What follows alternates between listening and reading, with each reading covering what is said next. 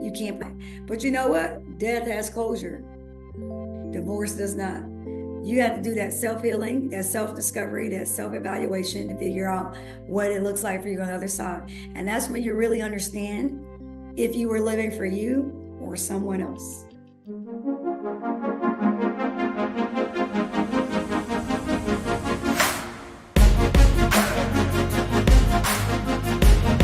Welcome back to another episode of the Purpose and Powerful Podcast. And we're continuing part B, part 2. Single by choice, repositioning for love. In our last show, Debril and I were very transparent about the divorce, discovery, challenge. And so obviously our lives have changed. I had one marriage, then I obviously got married again, and then that ended in divorce, but I'm repositioning for love for a third and final time. Right now, no clear-cut boos that would fall in that category, but 2024, who knows what life will bring. So we also have the lovely Latoya to join us back again, and we're going to mix it up a little bit and get some questions and give you guys some more content for navigating this special journey. That's right. We're so happy to have Miss Latoya Massey on the call. You guys just gotta hear this out. But we were transparent. We're going to be just as transparent for the second part of the show. So I know, or I have discovered or seen, and it's been often said, when a man gets divorced, he'll date again. No problem. Next week. Tomorrow, He might already be dating. He might already be dating while he's married. I mean, that's out. Come on, this right. That's just the man. So this, once that declared is over, even before paperwork or conversations had, they're already really phasing on out. So you mentioned in the last show that you stayed in marriage for 5 years, but there were signs before. There were signs right going into the marriage. In the first 6 months, you could have really colored it done, but really a year and a half, you kind of put it out there that you guys really stop having more of, we're on this path together. And you said separate homes and everything. So what did that look like? Because what did it look like to say, I'm out of here and not have the official done? You said severed home. You talking about the property? The separate homes. You said you weren't even living in the same house. All right, but we had multiple properties. During that time, all the market had crashed. So it's about 2008, 2009. And I mean, everything was just falling.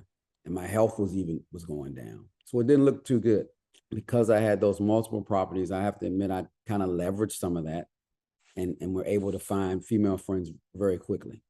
And I mean, I had multiple homes. So the homes were from Maryland to Georgia. To Maryland, North Carolina to Georgia. So it wasn't, even with or without the homes, a man can usually bounce back very quickly in situations like that. But that was the outside. Inside, I felt like crap. I felt hurt. So it wasn't, so I noticed that she wasn't able to move on as quickly.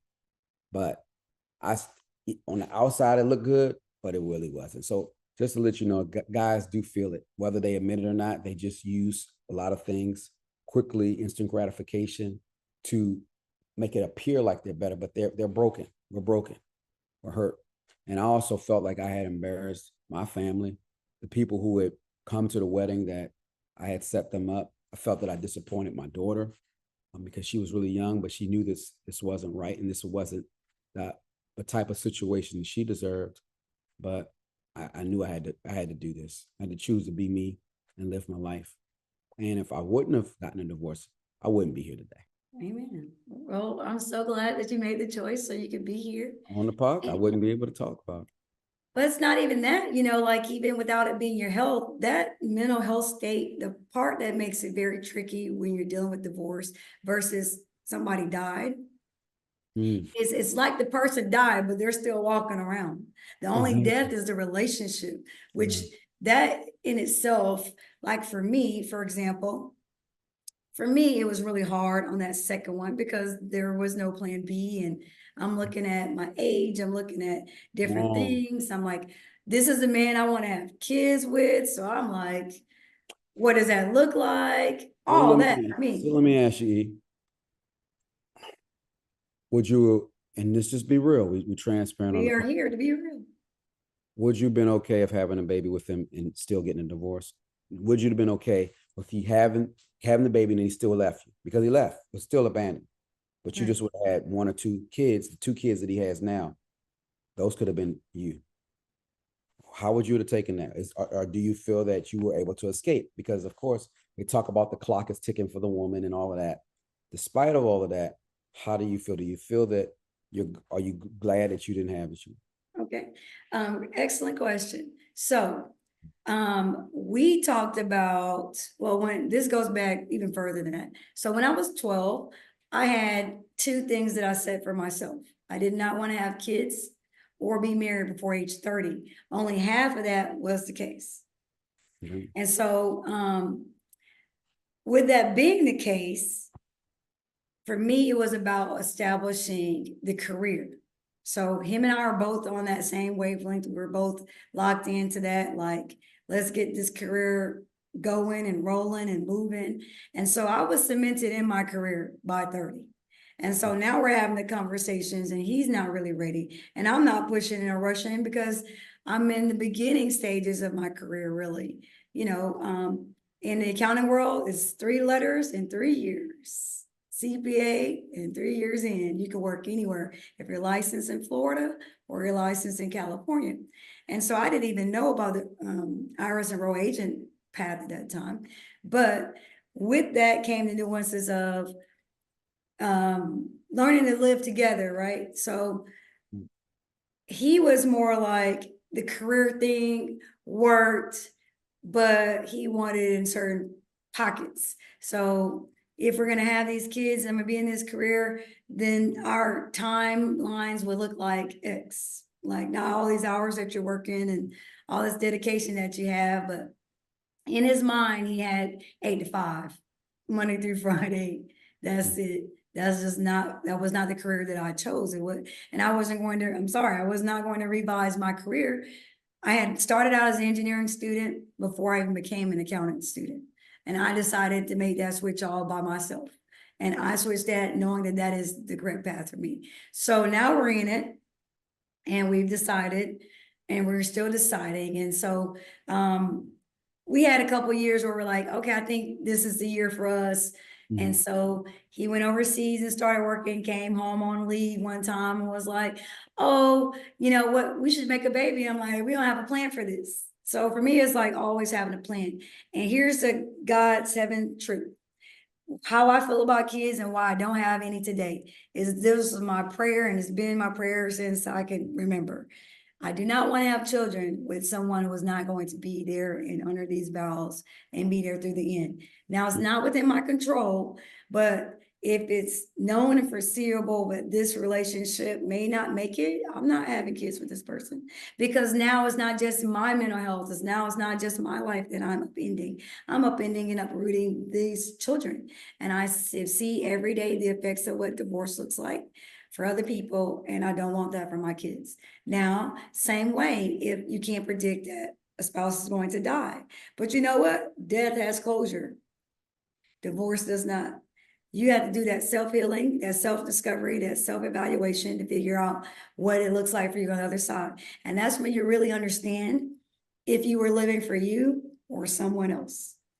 And if you're not happy, it doesn't really matter.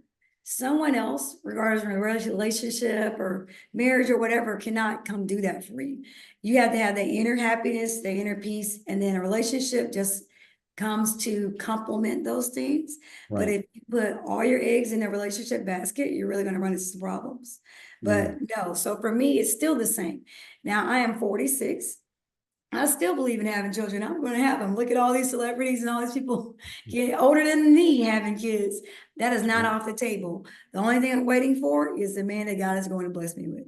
That man's going to want children, and most probably he doesn't already have them. So we don't even have any more nuances or wrinkles other than adjusting to each other and adjusting and blending into each other's lives because that's challenging enough without throwing blended families in there. and that's done, and that's done every day, I don't believe that's my path. I'll just say that. I love that. I love that. And thank you for the transparency. I have a direct question. I mean, because we have a lot of listeners and viewers. So people want to know, you said you're 46 and you're single, highly accomplished, educated in the streets, and of course, in academia. However, what would be the range? Because I don't know if this is on your list or you ever shared this with me. What would be the range of how young you would date or marry to how old? Do you have a range? Yes, so my last relationship, he was 10 years younger than me, and that came with nuances of emotions. And so that was hopeful for me because I was like, great, that person's gonna really want kids, and he was really great with kids, and he doesn't have any, he's very accomplished, he's a business owner. And so being it as though it may, with me being more solidified in my career and my outlook, that's challenging for two business owners. I'm still like, I need an executive, somebody in management, somebody that owns their own business, because they understand what this life is like, right? I don't have to argue about that. We don't have to go back and forth on those things.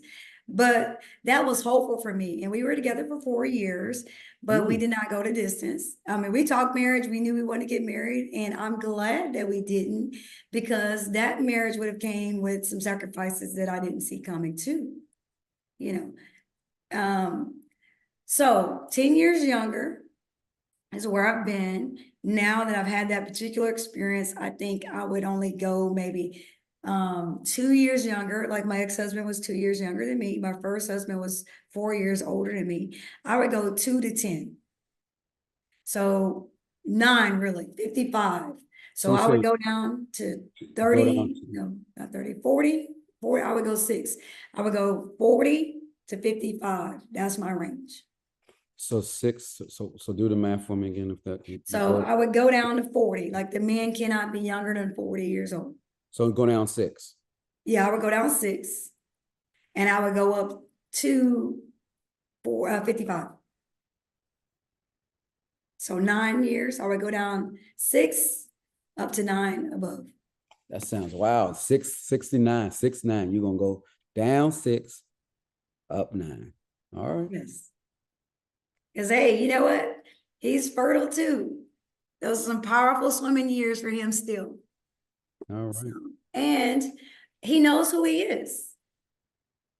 Most men, they know what they know their identity. They're in their career. There are other earmarkers that I would say, not only know who he is, he knows what he wants. So Babe, for example, my mature friend. Your what? Your what? Yeah, my mature friend. He knows what he wants for the next 10. And how old is he again? He is 53. So he makes the cut. For single, that. No children, very successful, very accomplished. Energetic man? Energetic, yes. Right, you got to put that out. You don't want a man who's yeah, no. I teased him last week about him going to bed early. I said, okay, now I just want to let you know, I'm not an early riser, and I'm a night owl. So, you said you are. So you get up. I'm not an early riser, and I'm a night owl. So I can get up early. It's not my preference, right? I thought you were, it seemed like. I'm up because that's the nature of my business, right? But I have to, if I wanted to stay where I am, but I don't prefer it. So if I'm like on vacation and I don't have anything planned and there's nothing for me to do, 8:30 would be more ideal for me. But going to bed at 9:30, I strive to be in bed at 10 o'clock. 99% of the time, it does not happen. I'm good if I'm in bed by midnight, So, but yeah, but he's very energetic for that. And I teased him about that, and he laughed. But he's into sleep. But I get it. The older I've gotten, the more I'm into my sleep too. So when I go to sleep, I want to be asleep. So I said, okay, if we were together, just so you know, if I go to bed before you, don't come mess with me because I'm about my sleep. I said, if you go to bed before me, you would have to tell me if we were doing recreation or not, or if you want me to join you, because I'm not gonna wake you up unless you tell me. So he laughed. He thought it was funny. I want to just ask me something because I know that you want that perspective, and I'll share whenever anyone wants to know. I'm not holding back, and that's why I'm the real Jabril. That's right. So you mentioned that you had girlfriends and different things like that. A lot of times, and this is very controversial. All right. Me personally, I wouldn't date a man that's about to get divorced or a man that stays separated. A lot of times, a lot of women find themselves getting caught up because they're not that honest. So were you honest with the women and let them know you were legally still married? Oh, yes, I was. I couldn't hide it. It was just too much drama going on with my ex-wife.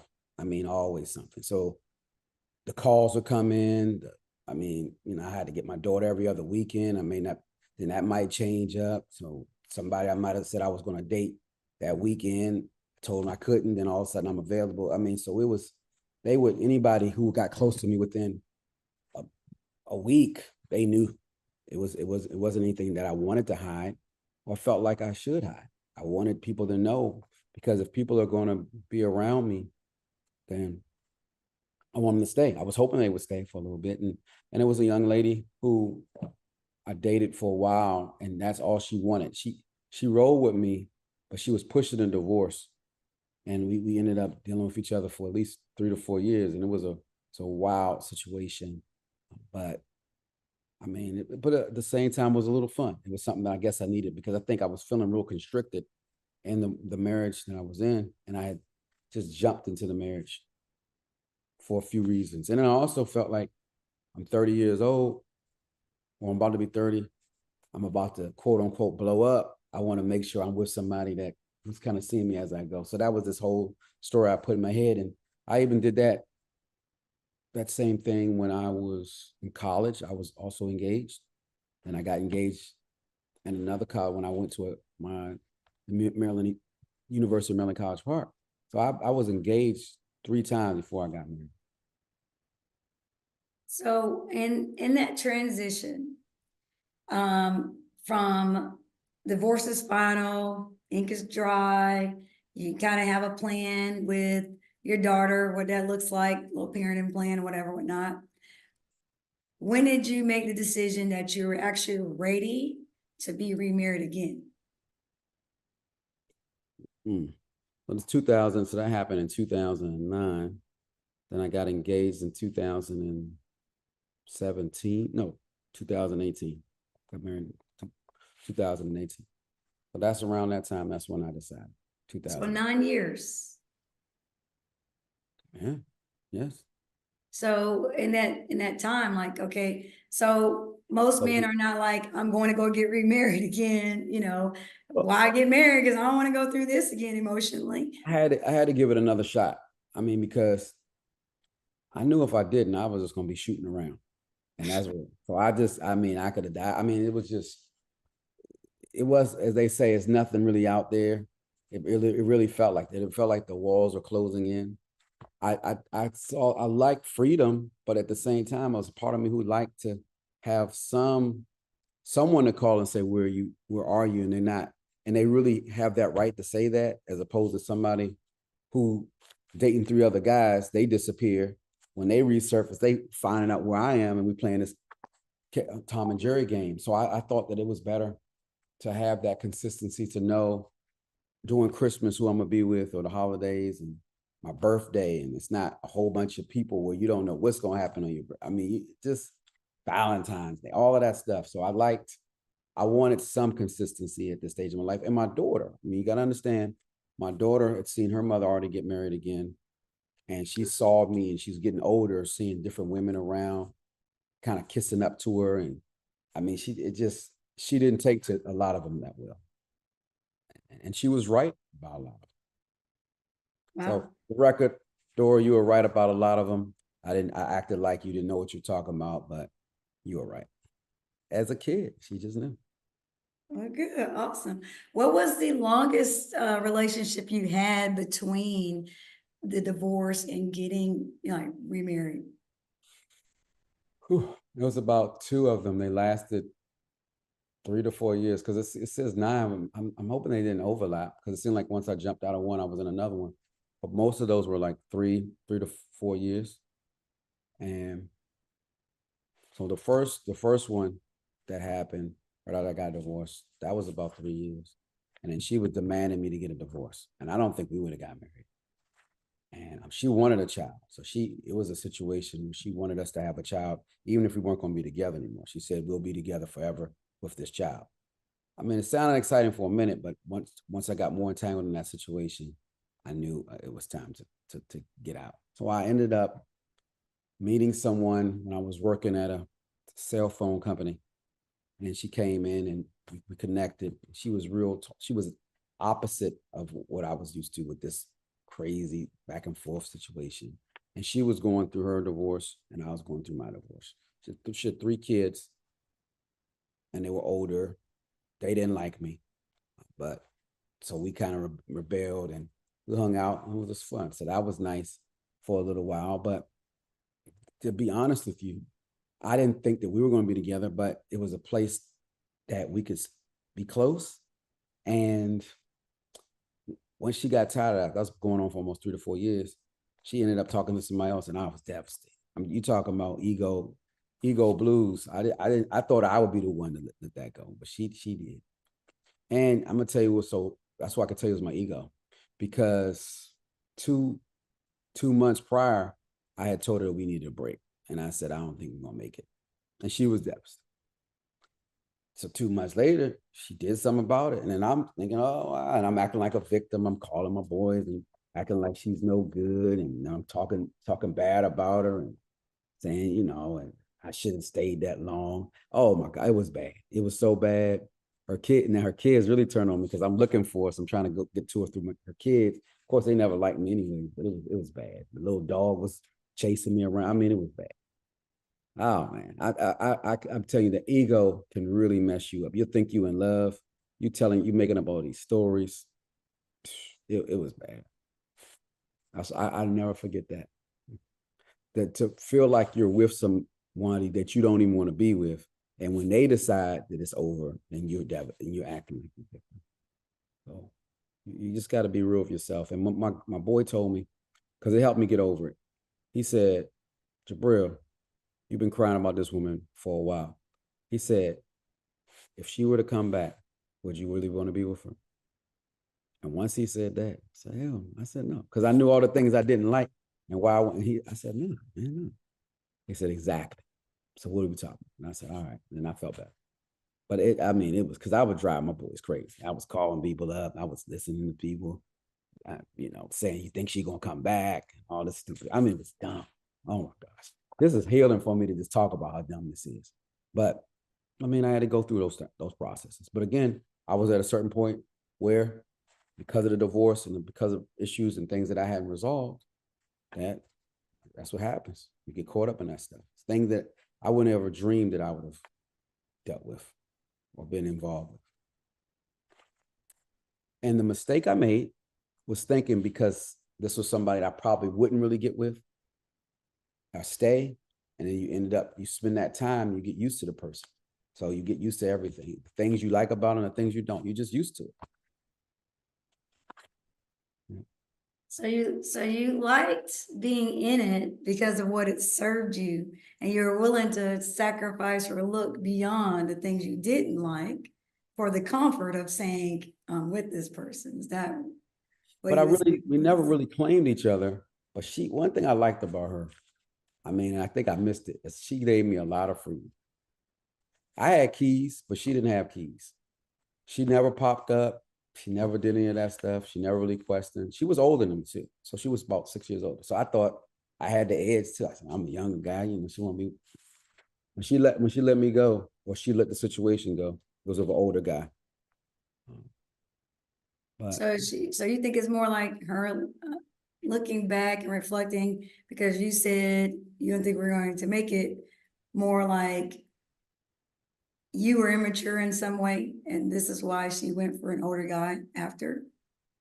I don't know if it was an older guy. I think that, well, there's a few things. I mean, I was coming out of divorce, so I didn't really have certain things. She definitely did need some financial help. So I do remember me getting a laptop, and she was upset about that because she looked at it as maybe I could have put that towards her rent or something. So it was a couple of things that weren't in the best interest for either one of us. But I needed that laptop. I had started doctor program. It was something that I wanted essentially. So I wasn't being selfish to me. And I'm thinking if we're going to still be together or close anyways, you're going to benefit from it. But no, that wasn't how she saw it. So for her, what she was looking for, I would think probably from a female's perspective, we've been together for this long period of time and we're looking for this ring that's never going to come. And when she's feeling like, oh, I don't know if y'all did this, you exchange I love yous in this process. Definitely said that. She was real. She didn't speak much. That was just her way, but she would show certain things. So she definitely wasn't one to say a lot. But of course, I can speak enough for both. But she could write poems and she could draw, and so she had some real creative gifts. But I definitely didn't think that I could also handle the responsibility of her 3 children along with my own, and especially children that don't like me. So did you guys talk about that the kids, did you express that you had a concern that her children did not like you, and what was her response to that? It was touch and go. Sometimes I felt that she just, especially the boys, puppied them up a little bit. And of course, you can't tell anybody how to raise their children or whatever. But I mean, they would taunt me and stuff, and she'd take their side. And it was kind of a couple of times, kind of, you can get out. These my kids and stuff like that. I remember those words. I mean, that started and stirred up some bitterness, and that definitely shut me down a little bit, made me move away. But at the same time, I wasn't ready to just leave. But I do remember those, and I do remember them all as a united force, kind of like, yeah, get out. And they had a little dog that was situation like, Ralph, get out. Like everybody, even the dog got involved. So it wasn't fun. Oh, I'm not, and they looked like the dog was gonna come after me. You remember coming to America when they told the dude with the curly hair, whatever, what's his name, Ice or whatever his name was? He was Ice and rapping. LaSalle, Eric LaSalle. That little dog looked like he was coming after. So, who wants to?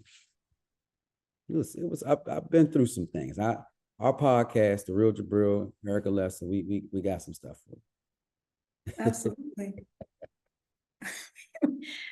At the end of the day, aren't you glad? I mean, it would take all of the pain and all of the sadness, and it is about the rejection. It is about feeling shame, like you let people down, let yourself down. I mean, first one, I was a little hurt, but second one, I was completely devastated. But I would say, I'm so glad that the Lord removed them. I'm serious. And we had some great times. I learned a lot about myself. I don't take that for granted, but real talk, I could have just been their girlfriend and been done, honestly. Right. And been better for it. I didn't even have to be married to them to get the lessons that I learned. But that's just God's way of protection too. It's like, okay, you think you want this? Let me let you go and have it. Okay. Now that you found out, what do you want to do about it? And I think too, spiritually, I wrestle with it, and I know a lot of people do, is because of what the religious stance may be concerning divorce. But if the life is so toxic, listen, it is not selfish to say, my life deserves to be better. Now, you can actually make those decisions before you even embark on the marriage now. You need to be doing that due diligence beforehand. But when the marriage gets underway, like you identified in 6 months, that this is not right, it would be far better to cut and run then, especially if you've tried counseling and different things, or you have had counseling prior to, and I definitely believe in that. Marriage counseling before, relationship counseling, whatever you call it. When I was going to entertain possibly being engaged for a third time, I was like, let's do this relationship counseling, the pre-engagement counseling. So we did that, and we did not make it out of that. because I respected the information that came out of those sessions. And the one thing that I decided, or one thing that came to light in that session is this man knew it was very important to me to have children before our relationship ever began. And in one of those sessions, in the last official session, not that last wrap-up phone call or we're telling the therapist we're not going to move forward in a relationship or whatever have you, was he said, and I had 5 children. He never really saw himself having additional children in that session. And one thing I made very clear to him was, please don't embarrass me by revealing anything in these sessions that you and I have not talked about beforehand at any point. Oh, wow. I said, because now we're dealing with new information that could derail our relationship because I'm going to be looking at you very differently. But that one was a major one. And I knew right then our relationship couldn't move forward because the foundational thing was children were essential for me. That's a requirement. So he said, I think, well, we can have a conversation about it. I said, a conversation is not going to fix this.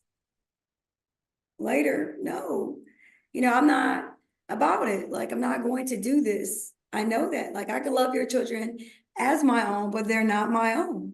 And that's very important to me. I said, not adoption, not helping to raise other people, children. This is important. And this is a deal breaker for me. And even though I loved him and everything was good, for the most part of our relationship, you have to stick to your values. You have to stick to your walk. That's right. But listen, this has been an amazing, amazing session. And we thank you so much for joining us. We're going to have conversations like this and so much more. So stay tuned. We will be back next week with another live session. Subscribe, ask us questions, submit feedback. We're here for all of that, and we'll be happy to help you navigate these journeys as well. See you soon. Thanks so much. Thank you, Latoya.